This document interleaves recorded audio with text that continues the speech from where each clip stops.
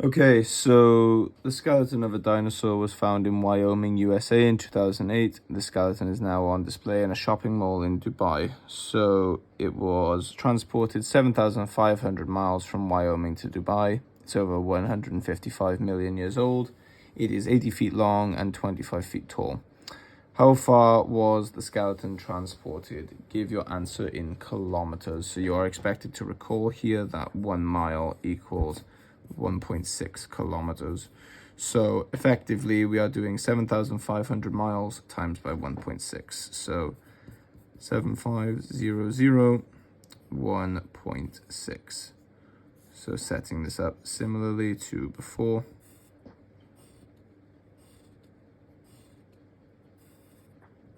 And just putting my diagonals through every box. So these are 0 columns because everything is times by 0, which is quite nice. 5 times 1 is 5, so 0, 5. 5 times 6 is 30. 5 times 7 is 7, and 7 times 6 is 42. So let's extend these out. So 0, 0, 0, 0 is 0, 0, 0, 0, 0 is 0. 5, 3, and 2, that is 10, so 0, carry the 1. And that is 0, 7, 4, and 1, so that is 12, carry the 1, so 0 and 1, so that is 1. And now we bring in the decimal point, which goes straight down here to here. So this, in effect, is 1, 2, 0, 0, 0. So this is equal to 7,500 times 1.6, and that is equal to 12,000 kilometers. So putting that in there. Calculate how long and how tall the skeleton is in meters, remembering 1 foot is approximately 30 centimeters. So it's 80 feet long, so for long it is 80 feet, and each foot is 30 centimeters. So it's 80 times by 30, which 8 times 3 is 24, and then 2 zeros, so it's 2,400 centimeters. And then let's do tall. So tall is 25 feet. So this is 25 times by 30. So 25 times by 3 is 75, and then we have a 0 on the end, so it's 750 centimeters. And now we want to convert these to meters. So converting each of these to meters, as the question asks, dividing each of these by 100. So long would be 24 meters, and tall would be 7.5 meters. So the skeleton is 24 meters long and 7.5 meters tall. Okay, so part C. Assume the skeleton has been transported in one complete crate.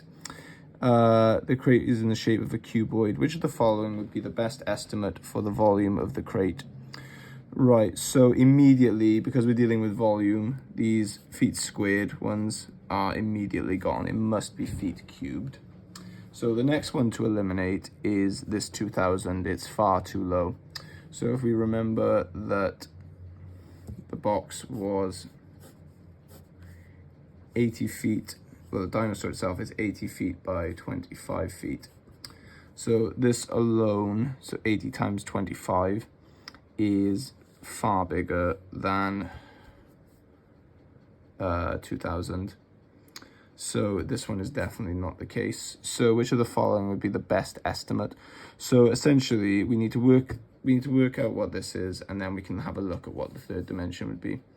So 80 times 25 is 200, and then we have a 0 on the end. So this works out to be 2,000 feet squared exactly. So this is 2,000 feet squared.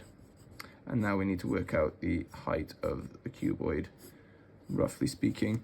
So it's 2,000 feet. So having it be 20,000 would mean the cube has a height of 10, or it has a height of, in this case, it would be 100. 100 is a bit unreasonable considering we've been looking at how long and how tall. So we need to look at the depth, so essentially left to right, how much how much it would be, and it would not be 100 meters, logically thinking, so it would not be this one, so it must be this one. So which of the following is 155 million written in standard form? So let's write the number 155 million out. So it's 155 million. So to put this in standard form, we need to write it in the form where it is a number between 1 and 10 times 10 to the power of a whole number. So where does the decimal point need to be? Currently the decimal point is sitting there. So where does this decimal point need to be such that this number will be between 1 and 10? And the answer is it needs to be here. So it is 1, 2, 3,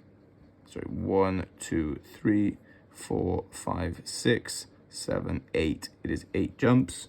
And that becomes 1.55, and it's 8 jumps. So it's 1.55 times 10 to the 8. So it is that one.